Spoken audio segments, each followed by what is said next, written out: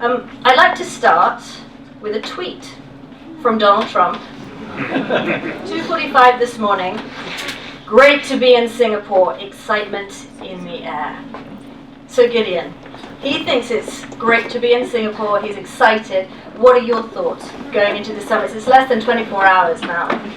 My thoughts are very mixed, actually. I mean, I think certainly if you compare it to where we were roughly a year ago, all this talk of fire and fury and mutual threats of nuclear annihilation, it's obviously a lot better than that. So it's good that the atmosphere is de-dramatized and that Trump is taking a much more positive note. But I have to say I'm a bit nervous about how the meeting will go and about the two leaders. I mean, it's an improbable idea of these two very volatile figures being locked together for 2 hours. We've just seen a demonstration of how volatile Trump is at the G7 summit. He doesn't seem to me to be super prepared for this. I don't think he's very well versed in the issues, and I don't know how he's going to respond emotionally if it goes wrong or right. I mean, you could have a couple of scenarios. One, John and I were just discussing, is in a way the Hawks' fear is that Trump is so desperate to come out for a win, as he puts it, that he kind of rather naively agrees to things that have long been North Korean aims, because he doesn't really kind of understand the implications. For example, goes for a peace treaty, but doesn't really get anywhere on nuclearization. But what the hell? It's something he can announce, and it sounds good, and that might be quite a bad outcome. On the other hand, one also fears that if the two men don't get along, that Trump could swing back to the very bellicose rhetoric, and that's just the American side. We don't obviously know how the North Koreans are going to play this, but I think most North Korea experts I know think it highly unlikely that Kim is really serious about denuclearization. Because there is always the CIVD, right, and the American, what they term denuclearization. What do you think the North Koreans, they look at that term and what do they think it means? Well, I think that they, if they're even remotely sincere about denuclearization, my guess is they don't intend to denuclearize full stop, because they see nuclear weapons as the only thing that's got Kim to the table with the President of the United States is the possession of nuclear weapons. And they also see it as their ultimate guarantee of their security. And if you look at what happened to Saddam Hussein, and as John Bolton tactlessly reminded us, to Gaddafi, they may have a point about that. But if they are serious about it, I think they would probably see it in the context of the complete change in the security situation on the Korean Peninsula. So they certainly wouldn't go for complete denuclearization as a one-off, unless there's been some incredible change of heart in Pyongyang. I think traditionally they would see it as a quid pro quo for the withdrawal of American troops from South Korea. And whether the US would go for that, traditionally they wouldn't. But Donald Trump is sufficiently unpredictable that maybe he would go for some kind of deal along those lines. And then it would be a question: well, how would the American security establishment react? How would the South Koreans react, and the Japanese too? Okay, John. So here we are. Kim Jong-un at the St. Regis, Donald Trump at the Shangri-La just down the road. 9 a.m. Singapore time, they're meant to shake hands. Just a couple of hours away. What do you think about this? Well, talking is better than, jaw is better than war. It's a good thing that they're talking. But I think, along with Gideon, I share that apprehension about what's going to come out of the negotiation. I mean, both men have a strong interest in having this meeting work. Donald Trump, ahead of the midterms, wants to deliver on his promise that he is the deal maker par excellence, and he wants to distinguish himself from his predecessors, especially, of course, Barack Obama. His ego may be part of the process. This is a man who I think is tantalized by the thought of possibly getting a Nobel Prize for doing what nobody else has been able to do. And I think he has that kind of surfeit of self-confidence that allows him to believe that he alone can resolve this issue. And that's dangerous, particularly because he's up against an operator in the form of Kim Jong-un, who has already shown himself to be, despite his relative youth, he's in his mid-30s, a really effective PR guy. You think back to that very important meeting at the end of April when we were astonished to see him meet his South Korean counterpart. That little gesture when Moon invited him across the line, and then without missing a beat, he turned and invited him back into North Korean territory in an instant, demonstrating that he had his own authority, he was able to set the pace in terms of that meeting.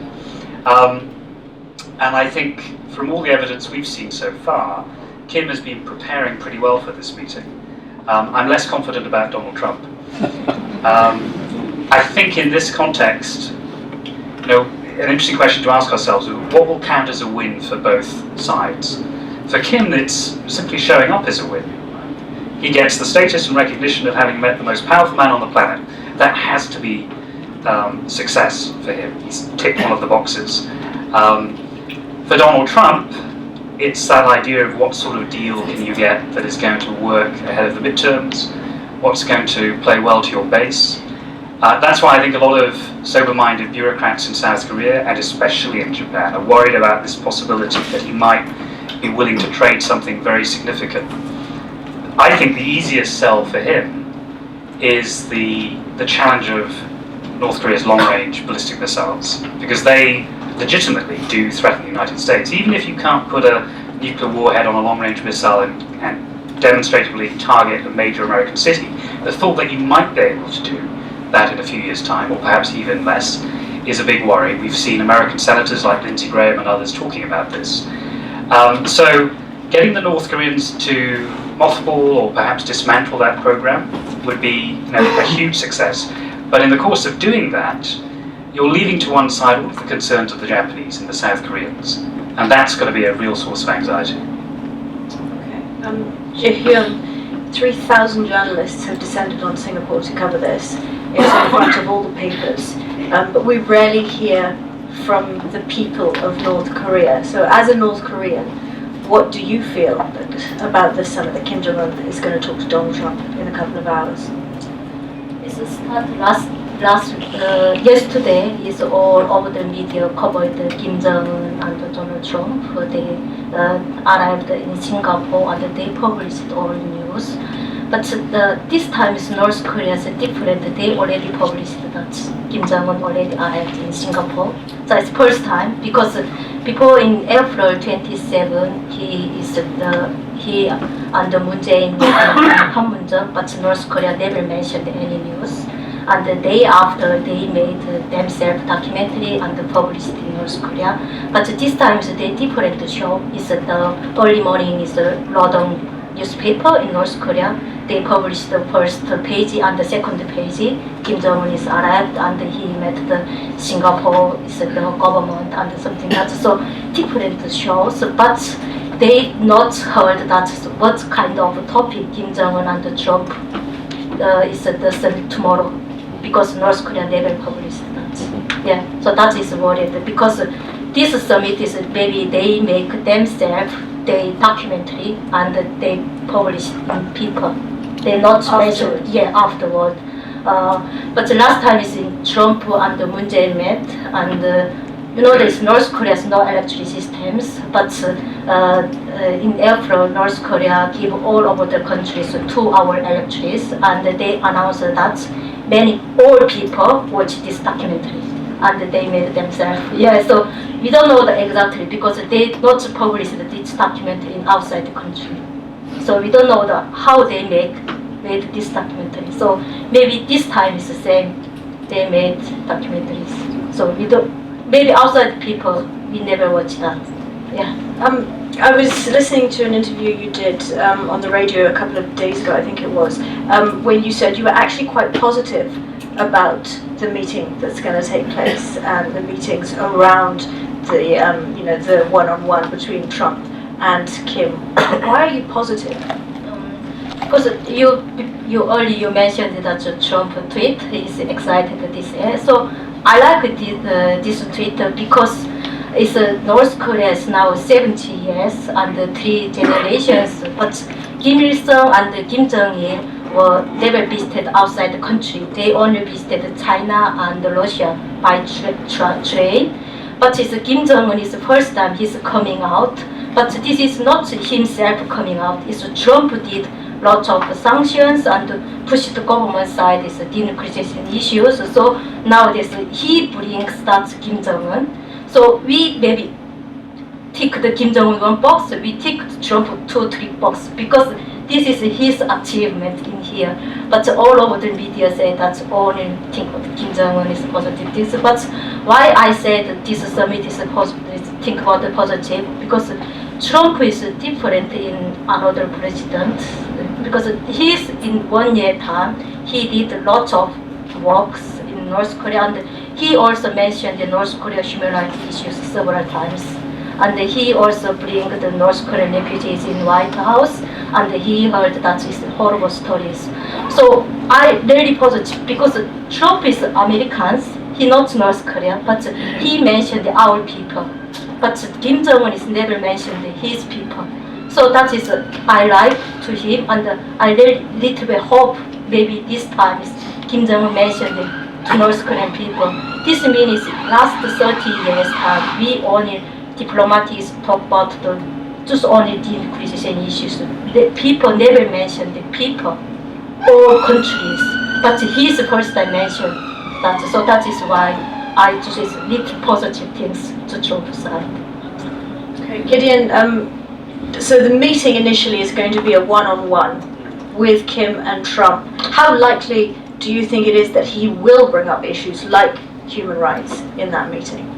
I have no idea, to be absolutely honest. I think anybody who's trying to predict the behaviour of Donald Trump is guessing, probably including his own officials. I mean, I was in Washington 3 weeks ago talking to people closely involved with this, and did say to one of Trump's sort of senior Asia advisors, "Aren't you a bit nervous about leaving the president alone with Kim Jong-un?"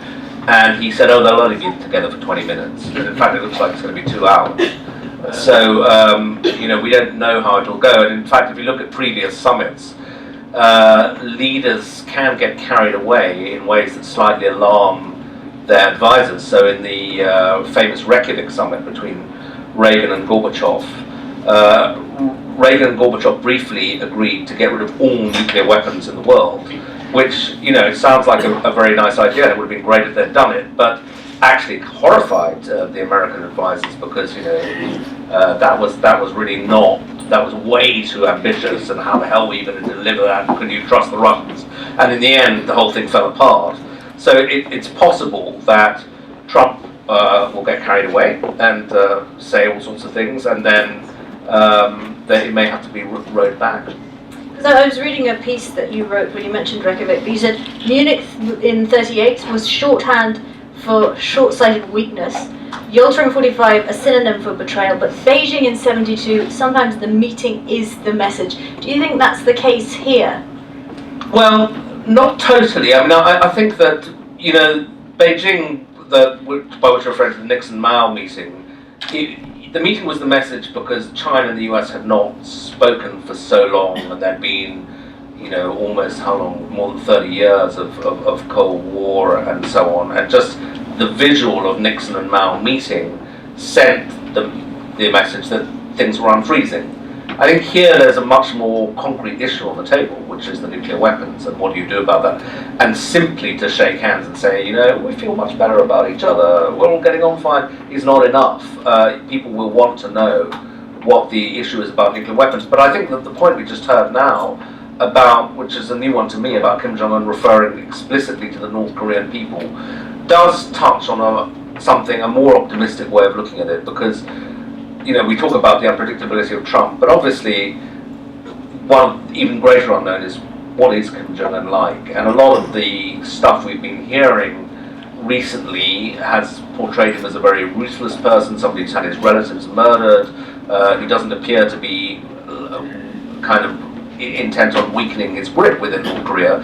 Yet there are others who've hoped that he might be a kind of Gorbachev figure, finally this person who's prepared to loosen up and to change the system. And if he's looking for an opening to do that, then he will probably need some sort of guarantees or security or some reassessment of North Korea's security situation. So it's possible that Trump and the United States and indeed the world will get lucky, and that Kim Jong-un will reveal a side to himself that we didn't yet know about. John, what are your thoughts? Because we were talking beforehand and you were saying Trump always wants to be the master of the deal. But perhaps are we seeing in this instance, in the last 18 months, that it's actually Kim Jong-un who's turning out to be the master of the deal here? Yeah, and I think it's partly illustrated by the different ways in which we can characterize this meeting. I mean, Trump, I think, in pointing to, you remember there was that very important 2 meetings between Kim and Xi Jinping. And at one point, Trump was reportedly saying, look, this is a game of poker and we can't really trust the Chinese in this, we have to read them very carefully. I think that's the wrong metaphor for thinking about certainly the relationship between Trump and Kim. I think this is much more a game of chess, and the argument is that in this game, Kim is thinking quite a few moves ahead. I mean, one of the things I've been struck by, he's been in power now for the best part of 6 or 7 years. He's quite a consistent leader. I mean, the message that he gave in his first New Year's address to the North Korean people was to talk about 2 things. First of all, keeping the country safe and secure and delivering on military modernization. He's achieved that, arguably, through all of those nuclear tests and those very important missile tests. And secondly, and this is really important in this context, delivering economic prosperity to his own people. He said, and I think at the time many of us thought this is a very risky move. I will never ask the North Korean people to tighten their belts again. I will never ask you to experience the sort of hardship that North Korea endured in the 1990s. So, for a young man, it's only the second leadership transition we've had in North Korea, who doesn't have, as far as we can tell, the kind of unquestioned acclaim that certainly his grandfather had, and that his father had built up in a period of about 12 years, because his succession was carefully coordinated. Kim Jong-un came onto the scene without much preparation, and so he was quickly confronted with the need to actually create some new legitimacy for himself in the eyes of his own people. Even if there isn't such a thing as public opinion in North Korea, we've been told that there is a kind of desire to see what this guy can deliver. So economic growth, economic prosperity, however you define that, I think it's unlikely that we're going to see Kim embrace the sort of economic reform model we saw under Deng Xiaoping in the 1970s and 80s in China. But the temptation to think, with this deal, with this president, if I read him right, Kim may be thinking, I may get real economic gains from this. Certainly the relaxation of sanctions, and sanctions have already been relaxed as a result of the close interaction between North and South Korea. So I think, for me, the big takeaway is that Kim, unlike Trump, thinks ahead, has a long-term strategy, and so far everything he's done seems to confirm that he knows how to play the game really astutely. And we'll be looking to capitalize on this meeting, not necessarily to get a cast-iron agreement about anything such as a security guarantee, because the Americans can't deliver that, or anything that amounts to a real offer of something substantial, but the idea that the talks will open the door to further talks, because the other thing that he wants, in addition to economic growth and physical security, is time. Precisely because he's a young leader, and he can count on surviving for decades rather than years and doesn't have to get re-elected. He can simply hope that by playing for time, by stretching out this process, the expectation that Donald Trump won't hopefully be here forever, will, I think, give him lots of different opportunities. Let's look south. Another key figure in all of this is Moon Jae-in. Where does he fit in to getting us to where we are today? Yes. Moon, I think, is the great underappreciated player in all of this. I think he's been the catalyst for these talks in getting North and South Korea working together. First, of course, with the Pyongyang Olympics, and partly he could do that because he was elected back in May of 2017 on the back of the impeachment scandal. So he had a lot of goodwill at home, not massive support. He won the election with about 44% of the vote or thereabouts.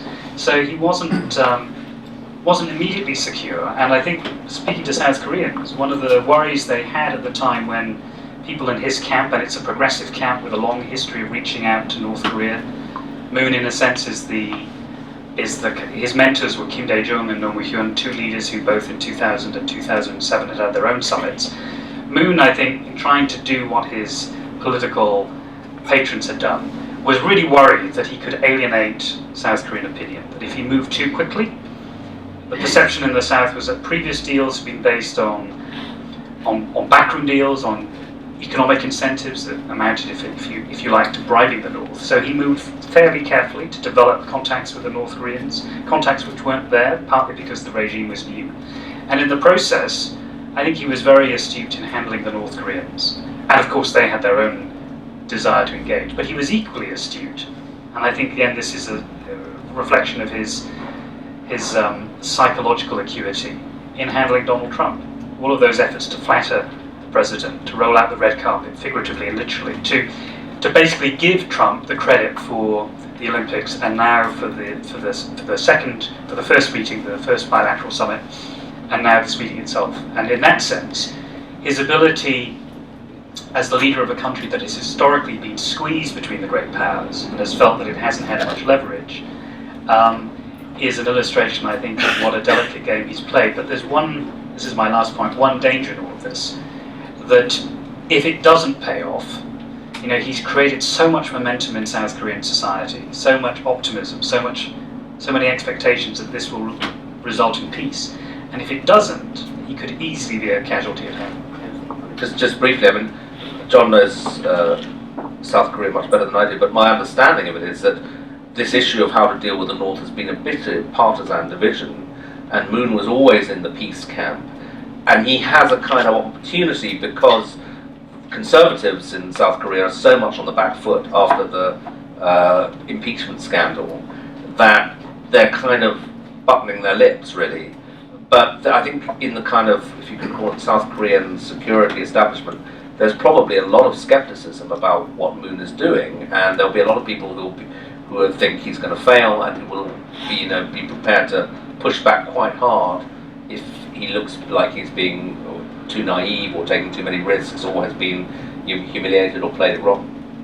I remember talking to our correspondent when Kim Jong-un first met with Moon Jae-in, and they were in the DMZ and he crossed over into the south, and she said there was an audible gasp. She was in a huge room full of reporters. They were watching a live feed, and there was an audible gasp when it happened. Jihyun, what did you feel when you saw Kim Jong-un? He seemed like a very cheerful chap, didn't he? Smiling, walking down, stepping over into the south, and then inviting Moon Jae-in into the north. What did you feel when you watched that? When I watched this 27 airplane on live, so one is I really angry and also painful. So it was in the middle of the night, so you stayed up to watch it, right? Yeah. I didn't sleep, so I just woke up, I just watched that. So angry and painful because, as you know, as I am North Korean, and we in 1950s Korean War, all families separated in South and North, but still they never reunited. But Kim Jong-un is came to the Panmunjom. He is really easy to cross this Panmunjom. But in last year December, when North Korean soldiers crossed the DMZ, but North Korea shot many, is gunfire to him. So that is really hard to us. But Kim Jong-un is really easy and he's smiling. So really angry for me that why is 25 million people lives in North Korea, but we are not freedom of movement. So we not know the outside the country. So that's why I escaped North Korea twice, because once in China and they sent back to me North Korea. That is not criminal issues. It's personal freedom. But North Korea never accept our freedoms. Why Kim Jong-un is cross the border is easily. So it was angry. And the second issue is all journalists published that really kindly speech is Kim Jong-un is really smart and really nice guy or something that Which journalists? All global world. So that is really angry because we already knew this Kim family, and Kim Jong-un also he killed his uncle, and last year he also killed his stepbrother in abroad. We already knew, and it's 120,000 prisoners in concentration camp, and we don't know how many people in now is labor camps. They always tortured and killed his behind. So he's different places in North Korea and outside the country. Yeah. Because you were in a labor camp yourself, weren't you? Yes, yeah. I also stayed in labor camp. If I didn't stay in labor camp, I don't speak out what kind of situations in labor camp. But I already been and I was a survivor and witness. So I already knew that is what's happened inside North Korea. So that's why I speak out and I tell the people, don't trust is Kim Jong-un. Yeah. Do you think there is a danger that with the normalization of Kim Jong-un, the people of North Korea and what they go through is going to be forgotten? Yeah, people is always supported North Korean people because I arrived in the UK in 2008, and the first 5 years I didn't speak out because I didn't know what is human rights, what's freedom, and when I arrived in the UK, I didn't speak any English, even hello, good morning. I didn't know that. So his life was similar, stuck because I couldn't speak out the language. And in China, life was a slavery life, and I also was a slavery workers in there. So it's similar to that. But after I learned and I found out the more information in here.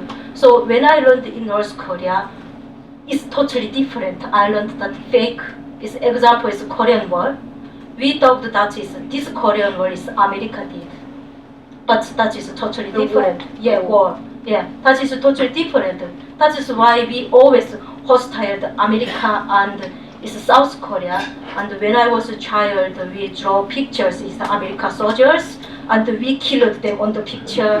And we sports day outside, we killed to them. But because North Korea government teaching to us, America did this Korean War. That's why we separated two countries. So we believe that, but it's totally different news in outside. So I worried that is in future. After summit, I just is really worried that is not tomorrow. It's after summit. Yeah. How long were you in that labor camp? I stayed in labor camp only 6 months, so I was really lucky because many people stayed in labor camp long times. So I worked in countryside, is the farm side. So I Farms? Yeah, farm. Yeah, I look like this animals because in Asia, is country is usually cow or is wearing the cartoons. But when I worked there, 4 females we wearing these cartoons, and we put the 1,000 kilograms stones, sands, and we without the shoes. And this performance puff and glasses, stones, animal piece everywhere. So when you step the glasses, you're ready, but you continue to walk. So one day I woke up, my leg was problems, and I was high temperature, and I didn't know what happened. And then next day, my leg was yellow, disgusting waters come out, and my head changed, the skin changed, and the people told me that, oh, that's smelling, so look like dead body is smelling. They told me that. And after a guide said that you get out, you can't die in a camp, you died outside anyway. So they released me, but I stayed in 3 months in some security place because they looked my conditions, it improved my condition, and they back to me again, labor camp. Yeah, still my leg was problems. We wanted this to be a conversation, really, so I want to open up the floor to any questions. I don't know where that mic is, Laura. Any question here? If you just say who you are and where you're from, if that's okay. It's Masato Kimura, Japanese journalist based in London. I have 2 questions. One is, what is the red lines in this negotiation for both sides, US and North Korea? And the second is, do you think decoupling could be a compromise point in this negotiation? Decoupling, yeah. Thanks. I hope decoupling is not a point of compromise, because then the North Koreans will have succeeded in fragmenting, 2 alliances, the US-Korea and the US-Japan alliance, that are critically important and have kept arguably the peace in Northeast Asia and the wider region for many, many years. And of course, it's not just the challenge of North Korea, it's also the challenge of other security issues, including China's military expansion. These alliances have been a bedrock of stability for the best part of 50 plus years. And of course, one reason Mr. Abe got on a plane and went off to Washington just a few days ago was precisely because he's afraid that Trump will do a deal that will sell short Japan's interests. Not just the emotional issue, the human rights question of those abductees, but also the question of how you protect Japan against the security threat of North Korea. It's easy to imagine that a compromise deal might open the door to a more hawkish military posture by countries like Japan, not necessarily going down the route of nuclearization, I don't think that's likely, but a steady incremental breaking away of a relationship that has already shown signs of real strain. America and all of its alliance relationships, of course, are showing strains, as we saw in that remarkable G7 meeting. And the Japanese, I think, are tired of being taken for granted, are tired of having the United States and Donald Trump dictate really aggressive trade policies, let alone all of these concerns about the security issue. As far as red lines are concerned, that's a really good question. I'm not sure if there are any red lines at the moment. You know, it used to be a criticism that was made of previous American administration, George Bush Jr. And others, for having kind of moved the goalposts. First it was, you know, any evidence that the North Koreans have developed or are planning to develop a nuclear weapons program. Well, that came and went, and there was no immediate response from the United States. Then it was the question of missile tests or nuclear tests, and those again come and gone, and there hasn't been any obvious punishment. I think there are some people who would argue that, you know, we need to remain single-mindedly focused on getting some sort of commitment to CVID at some point. But the really critical issue in all of this is the time frame. How long are you going to give the North Koreans? What will count as a real demonstration? Somebody was saying today in a discussion that I was present at that what you could get out of this meeting is a commitment to, on the part of the North Koreans, to admit that they have a program and to itemize what it looks like, how big is it, and a willingness to say we will allow international inspectors in. That's got to be a bottom line starting point. But in terms of red lines for the South Koreans, they've made it pretty clear that they want some sort of security guarantee.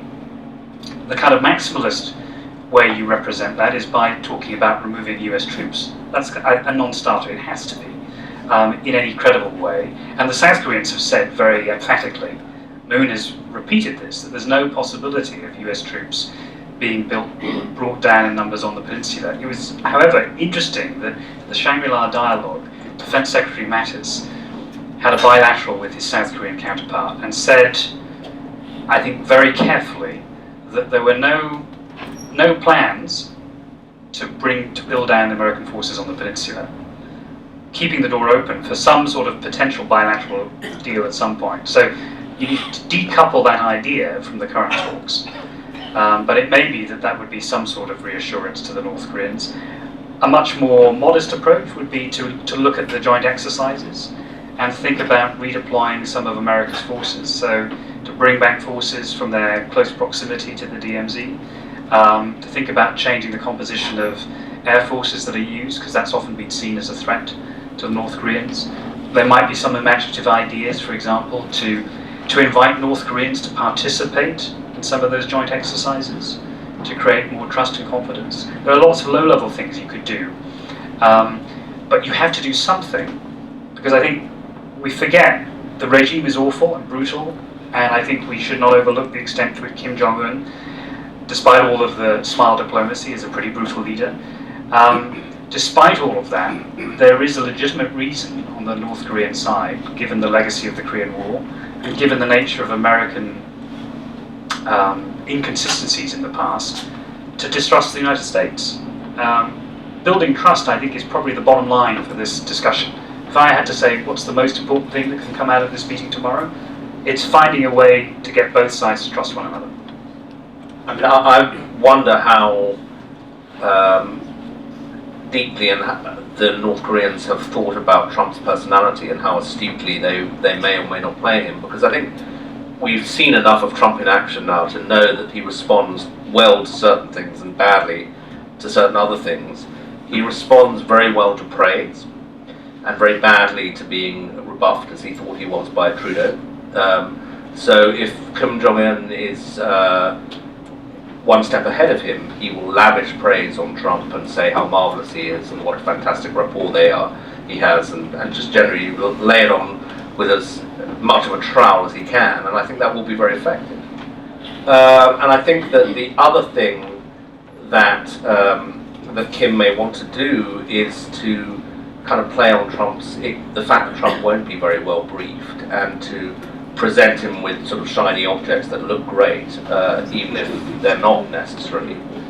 So I think there is a real danger from the American side that Trump will be played. Do we have an idea of how briefed or otherwise Donald Trump is? Well, according to his own testimony, not briefed at all. I mean, he said he's done very little preparation. He doesn't need to. That he'll know within a minute whether it's all going to go well. These are quotes, it's laughable, but and when you compare it even to the preparations for Reykjavik, I mean, at the time we all thought that Reagan was comically lazy, but actually Reagan had 20 briefing papers prepared, had many hours in the White House with experts thinking through these issues. Trump doesn't, unless there's loads of stuff going on behind the scenes. Trump doesn't appear to have done any of that. And I think another aspect of Trump that could lead to something unexpected is that, as again one of his advisors said to me slightly wryly, well, the president gets on well with authoritarian leaders. And the reason he does was, another Trump confidant said to me, describing his rapport with Xi Jinping, that at some point there was some American basketball player who got into trouble in Beijing being arrested. And Trump rang President Xi and said, this is important to me, can you get this guy released? And Xi just said, it will be done. And, yeah, you can get a basketball player released, and Trump was very taken with that, because he doesn't like kind of boring European leaders who say, well, it's up to the courts or whatever. He likes somebody who can say, yeah, I'll do it. He likes the idea of, two big guys together trading stuff. And that, of course, Kim is an absolute leader, so he could promise all sorts of things. And talking of basket players, Dennis Rodman has arrived. Oh yeah, maybe I forgot the basket. Okay. Maybe more important than I realised. Talking about Trump, he needs it to go well, doesn't he? Especially given what happened in Canada. Sure. And I think that again, these anecdotes, but one of his first meetings with Merkel. I can't remember what exactly the issue was, but he said to her, can we get a quick win out of this? That's how he thinks. He wants to be able to say, we sorted this, here's the deal, it's amazing, it's fantastic.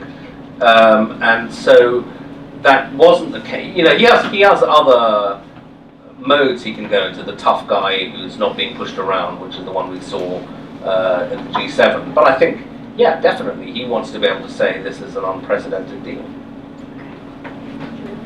Gabrielle Rifkin, Oxford Process. I just want to pick up what Dr. John said about this idea of trust. I mean, there might well be a chemistry click or some kind of getting on, but trust is a very long game, and that's going to take probably a decade. So, first of all, I want to talk about the phased nature of the negotiation, what that might look like, and I also want to add into that one possible scenario is that he will announce a peace treaty with North Korea. He'll go beyond the armistice and he'll say, this is what we're ready for. Do you think that's too quick a giveaway, or do you think that's kind of creating the conditions where because as you've all said, North Korea is not going to give up its nuclear weapons for a long time. It's seen what's happened in Libya, it knows the consequences. So can we talk about what a long-term deal might look like? Yeah, I think the idea that tomorrow we're going to have a peace treaty springing fully formed from the head of Minerva, or head of Zeus, is not likely. I think you can imagine a declaration maybe where they say, we're committed to peaceful relations, but that's an easy win, right? It's an easy deal. It looks good, it sounds good. Who can object to peace and motherhood and apple pie? I mean, that would be a good thing. But the specifics of getting a peace deal reached, of course, you're going to have to bring in the Chinese. The South Koreans are not going to sit on the sidelines, despite the fact that they weren't a signatory to the armistice agreement. There would have to be a lot of work done to make that a realisable goal. And Britain was a signatory, wasn't it? So at some point we get a all part. Yeah, and, we've got skin in the game. I mean, British soldiers who fought and died in Korea. All those interests need to be represented, and that's a really complicated process. The phased nature, I mean, Kim himself has said, a phase deal is what we want.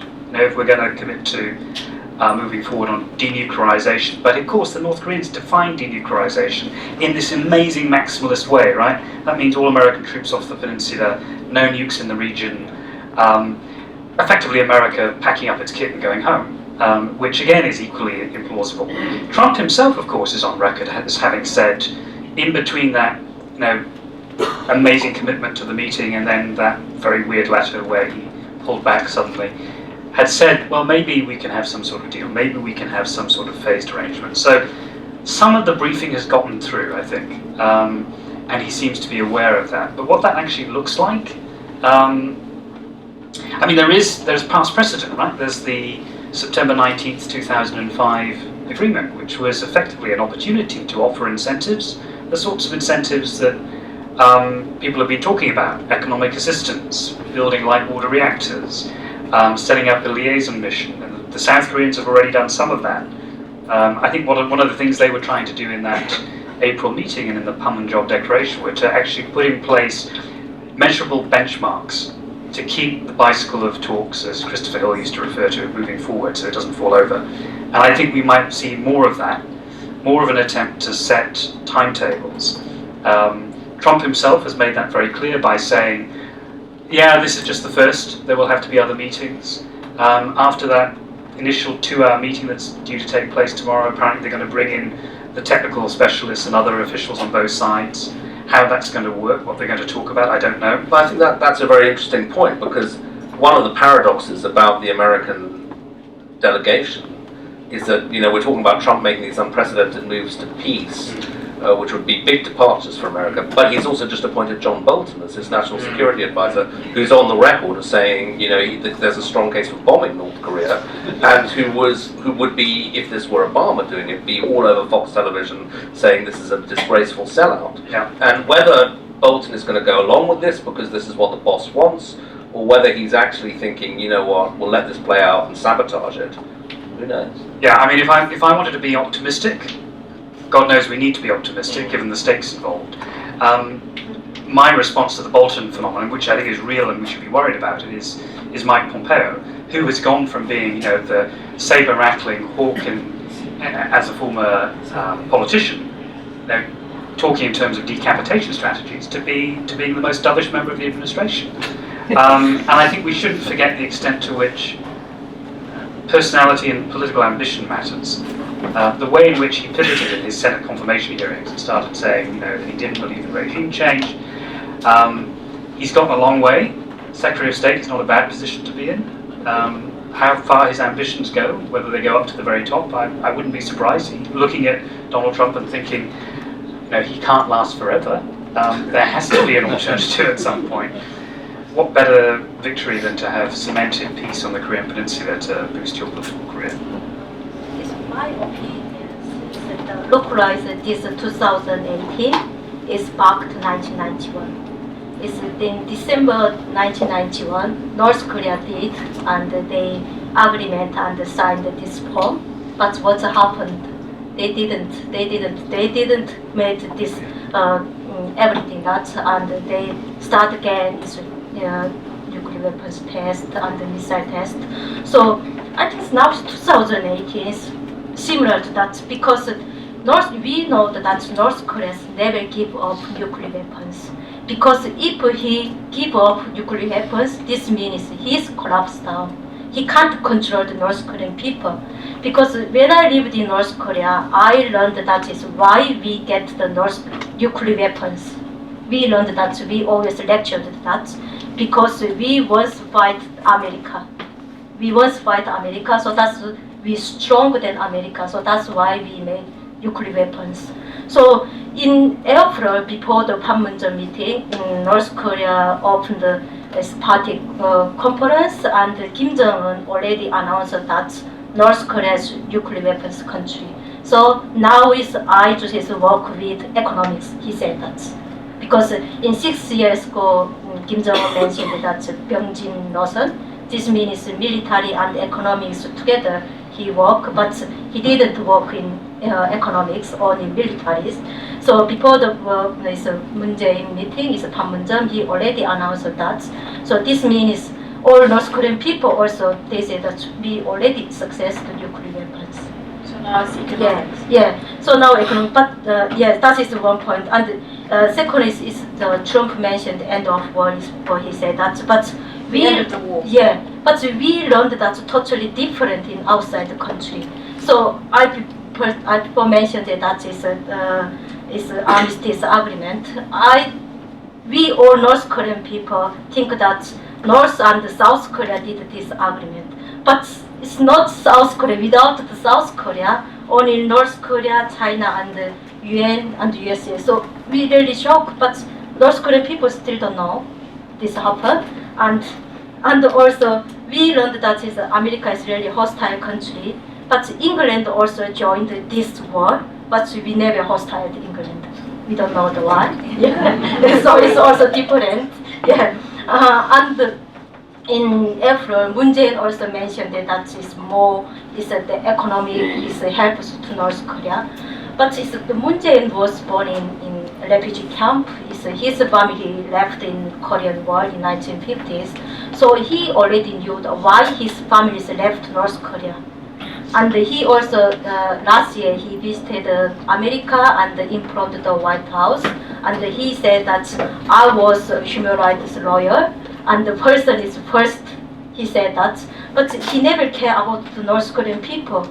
We also human, we also person. But why he only think about the regime survival? Why he not mention the North Korean people? So that is really angry to us because he knew that it's a different country, it's North and South Korea. Because he did many works in Nongyeon area and the Kim Il-sung area, and he know that, but he never mentioned that. So that's why we angry that is the South Korea government nowadays. It's the President Trump is always mentioned in North Korea human rights issues, but it's the South Korea president never mentioned our people. Yeah. We've already established that life is pretty dire. in North So Korea. we don't send the fake news to North Korea because people already knew the fake life and the fake history inside North Korea. So maybe this time is Trump and Kim Jong-un mentioned the end of war. Maybe North Korea announced that we already won. North Korea is America is knee down to us. They different show announced to North Korea. So that is really worried about the in future. Yeah. In real terms, what would economic prosperity mean for the people of North Korea? It's the early 1990s. North Korea started farming, and the economy is already collapsed. And this farming time is 3 million people died of starvation. So my uncle also died of starvation in front of me, and I saw many dead bodies in street, in stations. So I really understand. I knew that I still there is a nightmare in my times. Yeah, she saw these dead bodies, and sometimes the Chinese authorities came to me, arrested, back to North Korea. Yes, work in labor camp. I still the nightmare. But this is still happened in North Korea. So many people in North Korea, they will think about the politics because they just only survival. So they only think about the food rice. So this time we heard about to North Korea, and many people only knew that Kim Jong-un is going to Singapore. Singapore is a rich country. Singapore is not a socialist country, not a democratic country. Maybe this meeting is a success. He is bringing lots of rice. They only think about that. They not care about the inequality issues at the moment. Yeah. Thank you. We have a question over there, Laura, if you don't mind, the lady. Sorry, over there, the lady in the black.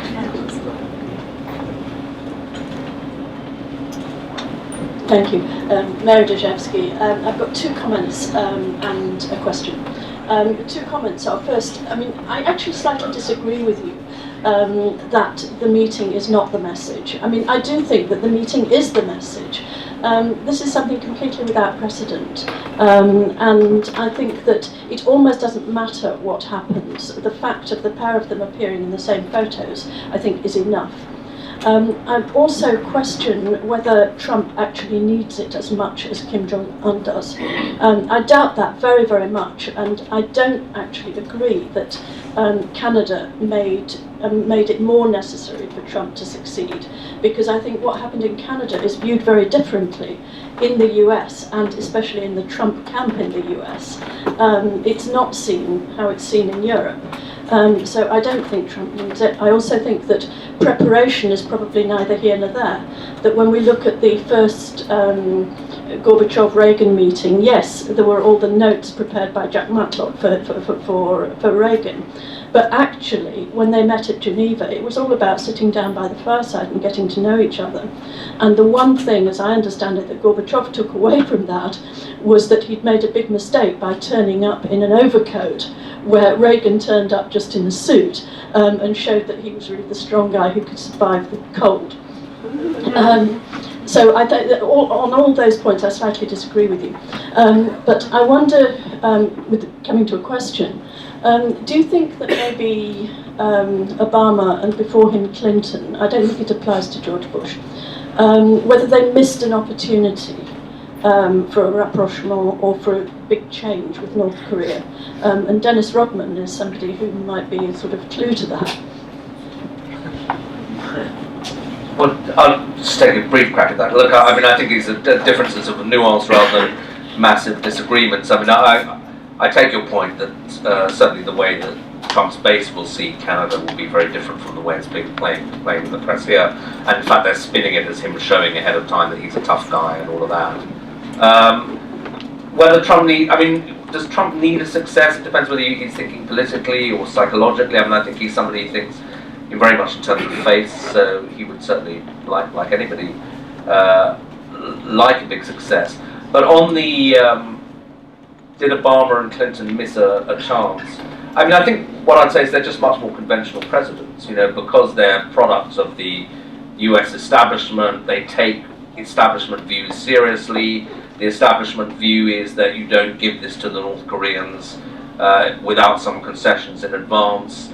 And so they would have taken that on board. And Trump is unconventional in all sorts of ways that unnerve the likes of me, but maybe you need, there are times when a very unconventional leader can make progress, but it's a high-risk game. Yeah, and I would just, I suppose, add one thing, which is that Clinton certainly, when you think of the amount of time that was invested, and that remarkable meeting between Madeleine Albright and Kim Jong-il, that was really an opportunity, and the decision to send Jong-un to Washington opened up the possibility that could have led to something very significant. And so historians, I think, kind of legitimately rightly blame the Bush administration for missing an opportunity that, in a sense, Clinton had set up very deliberately, and I think with some foresight.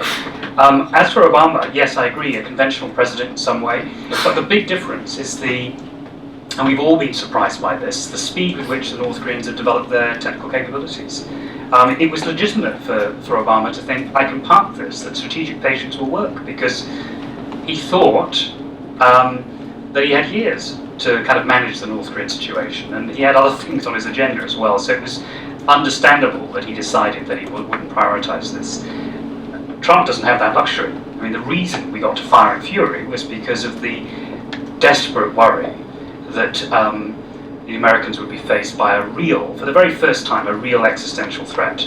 I think that's important in understanding the urgency of getting an agreement from this meeting, because we have to think, Trump may not be, it is a question of nuance, as desperate to get a deal because he needs a political win.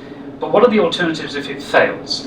What do we go back to? We then go back to fire and fury. In principle, I can't see what else we can go back to. And then we're facing all of those unpalatable choices, which inevitably, and there are some even in the region, even some Japanese defense planners will say, well, like it or not, we can't afford to sit on our hands and wait, and if there's no political solution, somebody at some point has got to actually make the call and actually support military action, and then we're in an altogether different situation. And I think that, maybe 6-9 months ago, the Americans were thinking about it really very seriously, because if you talk to Victor Cha, who was scheduled to be the US ambassador to Seoul. Well, why did that fall through? Essentially because I think he concluded that McMaster and others were serious about bombing North Korea, and he didn't want to be sitting in Seoul as ambassador when that happened because he didn't agree with that policy. So he was the person speaking to them most intensively about it, and he concluded, they were going to do it. Yeah, absolutely. We all know that Trump is a zero-sum negotiator. I win, you lose. Surely the secret to the Koreans, from a North Korean perspective, is to give Trump something that he believes is a win, but is actually something they can easily put on the table at no cost to themselves. From what I hear, I don't know, Gideon, whether you heard this when you were in Washington recently, it's the defence community that are exposed, that are at risk. There are 28,500 American troops currently on the Korean Peninsula, and considerably more in Japan, of course, who are well within range. What happens to those alliance relationships? What are the knock-on effects, if we think about regional security, of the Japanese deciding that they can't trust the United States and then have to pursue their own ramped-up military program? I think that's a very dangerous scenario. But in terms of politics, for Donald Trump, his heartland doesn't care about burden sharing, except in the sense that they want American allies to do more. So that's another win. So for the transactional president who wants to get re-elected, or wants to double down on the midterms, it makes complete sense. And I think that's why we should be worried. As for the mountain, I'm not a technical specialist, and I've heard different views. Some people say that it was a natural consequence of the success of the September 3rd test. Whether it's actually genuinely led to a complete and total collapse of the testing facility and can't be restarted, I don't know. And there may also, I think it's within the bounds of reason to assume that there are other test sites that could be developed. But from Kim's point of view, and this is true I think both of the nuclear program and certainly of the missile program, to see it as something that is primarily defined in terms of strategic benefits, i.e. the actual ability to hit the United States, is to miss the point that this was more immediately a political achievement. So he could deliver on his promise to his own people that the country was finally militarily strong and secure. And having accomplished that, he doesn't need to test again. No, I mean, I think that there is a strong possibility that, certainly in the minds of the kind of hawks around Trump, the real issue was the ICBMs and the threat to the American mainland. And if they can get rid of that, they'll be very tempted to go for it. Lindsey Graham, the senator who's very hawkish and has also claimed to have spoken to Trump one-on-one on this several times, and I'm not doubting that, I think on television was asked about, well, what about the threat to the region? If you did a preemptive strike and they retaliated against Seoul, for example, what about that? And he said, there'd be a terrible war, but it would be a war over there. Now, that does slightly leave out, as John pointed out, well, what about the Americans? Even all you care about is Americans. There are Americans in the region, in South Korea and in Okinawa. And lots of civilians as well, of course, right? Indeed, yeah. And one of the things, that we were looking out for, if war was really on the cards, would they start telling Americans to get out of the region, which we never heard of. But I think I think it's a bit simple-minded, even from a very America First point of view, just to think about the threat that he could nuke San Francisco. But that does seem to be the way that the White House was thinking about it. I've been in the UK only 10 years, so first 5 years I didn't know the outside the country because of the language problems. So I usually say that my age is primary school age. I still learn outside the country. So I don't know too much is politics, diplomatics, and that. But I always mention that the human rights. This is because I know that the diplomatic of the denuclearization issue is unlikely going to work. We already knew that. But we should try. Yes, that is a diplomatic work. But another way why we mention the human rights issues because this is North Korea government felt like they got stabbed in the heart. Because in 2014, United Nations published the North Korea human rights report. Then North Korea also published North Korea human rights issues, women's rights. So that is a good movement because they just is answered to outside the country. Yeah, so that is a good point. And is in 1990s when first famine in North Korea. But this time is the people, they didn't know what's happened outside the country, and the people thought that Kim Jong-il and Kim Il-sung is care about to us, responsibility to us. But after bombing, people understand this government never care our people. So that's why now is North Korea opened many market. That is not North Korea government did. That is North Korean people did, and North Korean people is active that. And the second that is North Korea is still they not allowed the outside the countries, media, radios, but people listen to the outside radio. Trump was quoted as saying that sanctions would definitely not be removed until CVID had been achieved, which obviously is not going to happen. I'm just wondering whether, in fact, Kim Jong-un, is prepared to give away something, because in his New Year's Day speech at the beginning of this year, he was quoted as saying that agriculture required an uplift. And I was talking to John Everard, who was, as you know, former ambassador in Pyongyang, and he said he interpreted that as meaning actually North Korea is very short on food. And I'm just wondering whether, in fact, that issue of food and indeed shortage of oil is so severe that he may decide that he's got to give something away tomorrow in order to have perhaps those sanctions lifted. So I'd really like your view on that. It does seem clear that the idea that the sanctions were the critical factor, along with fire and fury, in getting the North Koreans to the table. I think that's exaggerated.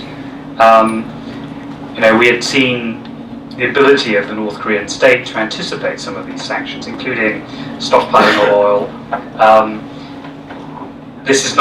They weren't a surprise, and of course, even the implementation of UN sanctions has run into difficulties. The March report from the body set up to actually monitor the effectiveness of sanctions has actually made it clear that it's very difficult to ensure full compliance. It's a very porous regime. Having said that, the long-term aspiration for the state to be economically more prosperous means that I think if we go back to tighter sanctions, that will undoubtedly cut into Kim's ability to deliver on his promise, and that's going to in turn affect his legitimacy. But where it's going to hurt the most, where he needs the biggest uplift, you'll know this much better, really. I mean, how much resistance and resilience do the North Korean people have in the face of economic hardship, and then who do they blame for that hardship?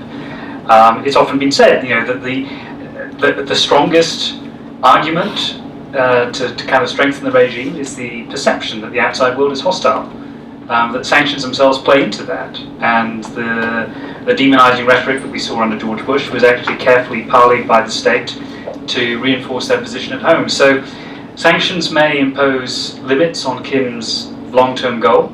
They may make it difficult to realize what he wants to achieve, but they don't necessarily mean that the population will turn against him. And we've seen many examples of the regime surviving in the face of massive hardship in the 1990s. We ought to be really careful, I think, about trying to predict how stable or unstable the regime is. It was, of course, back in the 1990s that the Clinton administration assumed overly optimistically that the regime was destined to collapse, which is one reason why arguably the agreed framework didn't work, because nobody invested time in it, because they assumed that there was no need to get a deal that could actually be dependable and lasting. Now we may be guilty of the opposite assumption, that the regime is more resilient. I don't know the answer, but I think in trying to understand the motivations of Kim Jong-un, there does seem to be a lot of evidence to suggest that he wants a relaxation. Sorry, I just wanted to ask Jihyun, how much of an effect do sanctions have on the people? Whether they're tough, whether they're relaxed a bit. What's your experience there? Sanctions in 1991. In 1990s, also is America did the sanctions in North Korea, and that is why it's bombing. But government said that is the problem. So we already bought rice abroad, but now this America is something is problems. So we didn't bring out. So we believed that, and we waited this rice.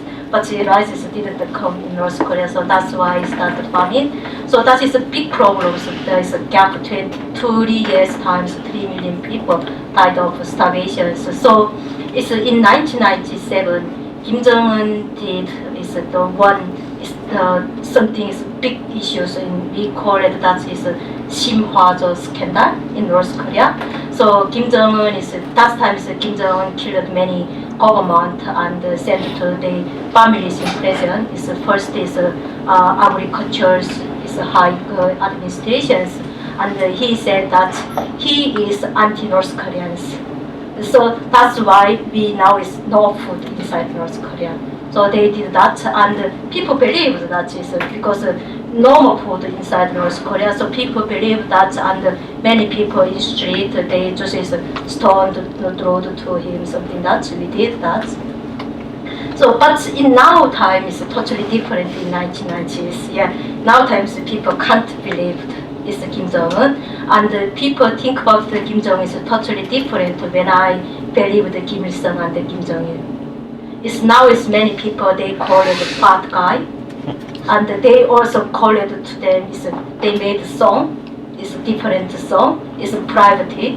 So that is really different now inside North Korea. Yeah, so people can't trust Kim Jong-un, and it's last year in September maybe that is big problems. Last year September is higher oils and the rice price is higher, but after that it's normal. And in this year in February also something problems, but it is normal.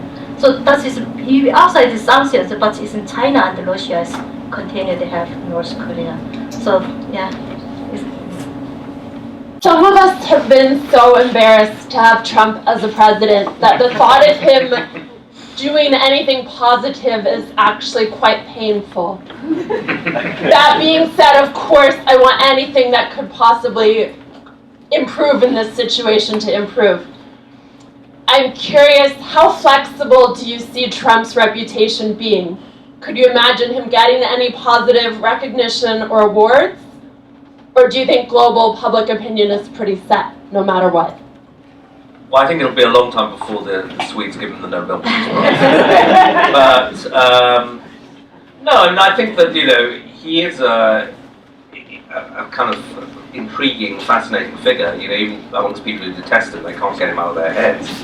And even among diplomats, you hear some people say, well, maybe, as Boris Johnson put it, there's method to the madness. I mean, Boris has a particular reason to say that, but I heard former senior British diplomats who don't have any particular sympathy with Trump say, look, one of the things he does through setting up very extreme agendas is he shifts the grounds of debate, and he pulls people onto his ground. So maybe that will work, so that he's got the Chinese, for example, talking about doing new things on trade that previously they would have said, oh, well, there's no question that we're going to do that. Similarly, we'll have to see how the Europeans react to these threats of 25% car tariffs, but I'm afraid maybe they'll be effective. Maybe they will have to meet him halfway. And similarly, I'm skeptical about that argument because I don't think it's that thought out. But yeah, you wouldn't discount the possibility that he could make progress, and I share your ambivalence about that because I think even if he's sort of successful in a kind of pragmatic way, he has kind of debased the language of both of domestic American politics and of international discourse, and I think there's a cost to seeing that rewarded. On the other hand, if the alternative is nuclear war, I think I'd prefer a reward for Trump.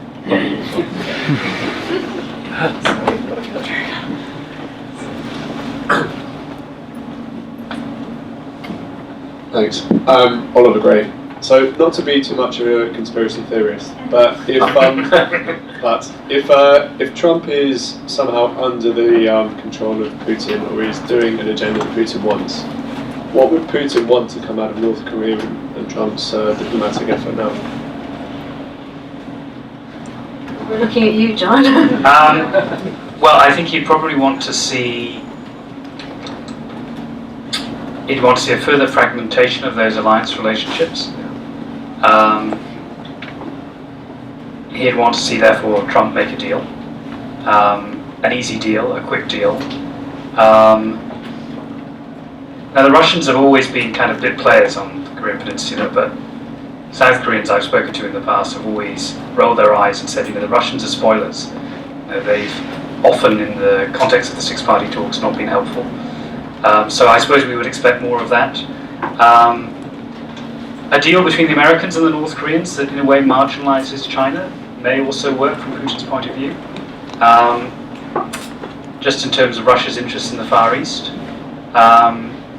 I think that one of the things the Russians would want is simply an acknowledgement that they matter. I mean, it's interesting that Lavrov showed up in Pyongyang. You know, a lot of what Putin is about is saying, you know, Obama said we're just a regional power, but actually we're a global power, or we're back. So I think, you know, if you then move into big international conferences, they just want a place at the table so that their interests were taken into account. And then there's, I mean, you know, there's been speculation in Washington as to how come North Korea's made all this very rapid progress on the missile program, on the nuclear program, and there have been concerns that maybe the Russians have been giving them a considerable helping hand. I'd like to move the subject slightly. We've speculated on Trump's mentality. Let's speculate a bit more on Kim's and talk about Switzerland's role in all of this. You know, unlike his father and grandfather, Kim has spent a lot of time living outside of North Korea, and whilst North Korea does run on fake news better than anybody else, Kim knows the truth.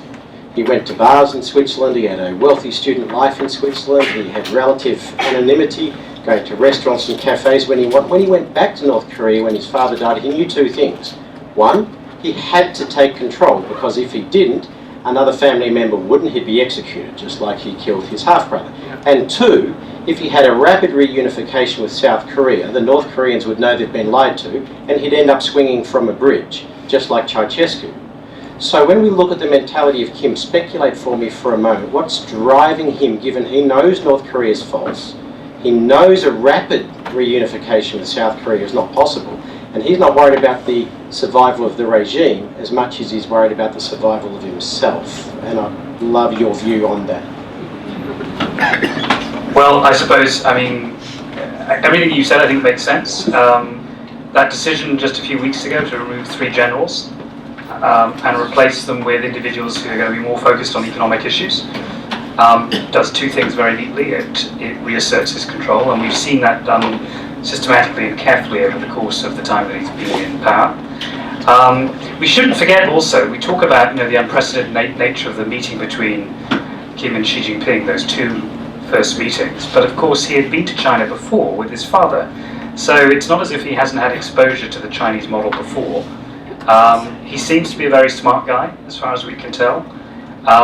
We know as well that for North Korean citizens in Pyongyang, the informal relaxation of control, the allowance of markets, and the allowance of a type of emerging entrepreneurship, and I don't think that's an exaggeration really of what's happening in Pyongyang, has meant that younger North Koreans have become, I think, quite wedded to the idea that the new leader could open the door to real change.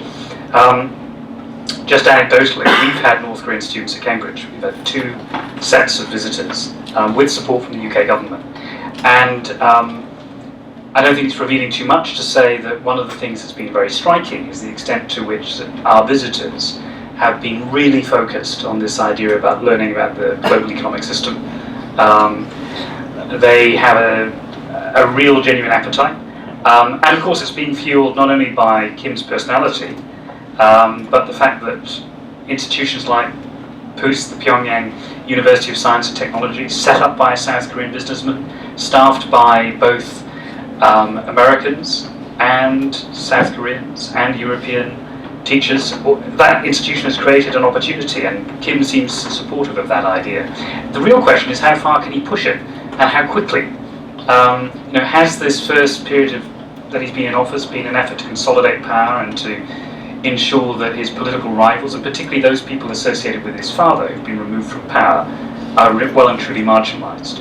The evidence seems to suggest that's what he's been concentrating on, but I have no way of knowing how secure he really is, except to assume that very selective and deliberate use of fear is something that's going to keep his opposition in check, for now at least.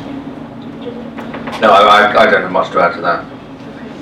What do you think? Do you think that Kim Jong-un is fighting for survival here? And given the changes, they are small that you've mentioned, but given the changes, he knows things have to change for the North Korean people. In 2011, I first time know that it's Kim Jong-un, because before we didn't know that Kim Jong-un is Kim Jong-il's the child, because North Korea never published that. So that time he was only 29. It's not 30s, yeah. So, but we learned that it's Kim Jong-il when he was 3. He writes the horse and something. That's so North Korea is the same. Is history is Kim Jong-un, and it's Kim Jong-un is a little bit different than Kim Jong-il, because in North Korea, Kim Il-sung and Kim Jong-il birthday is big celebrated day in North Korea, but still the Kim Jong-un is not announced that his birthday is the country is a celebrated day, and he also different things his father, because we didn't know who is Kim Jong-il's wife. Never mentioned that. We only learned that is Kim Il-sung's wife. It is Kim Jong-il's mother, and but it's Kim Jong-un is different. He always with his wife and visited some places or something. So different angles to North Korean people at the moment. And he mentioned that often is a science university and many younger people learn English. So it's a little bit different. Often many market carpet in Pyongyang, and now often the tourism people is coming to the north, yeah, tourists. So it is different that Kim Il-sung and Kim Jong-il's era. But one thing is he also same is dictators. He continued his father and grandfather politics inside North Korea. So that is problems. This is not changed. His show to us is changed images, Kim Jong-il and Kim Il-sung's images, but his politics continued one day. So yeah. Can I add one thing? One thing which I think is really interesting when we think about this question of how committed he is to change is how much information does he have access to? Because maintaining a brutal hold on power means that you intimidate people who aren't going to tell you unpopular things. So the visit to Singapore is quite interesting. I don't know how much he's going to see, how much of an impression that's going to make upon him, but I think it's a legitimate question to ask. How can somebody who is so careful to control information and the people around him, how much can he count on having an accurate understanding both of the political landscape but also of the nature of the economic challenges that the country is facing?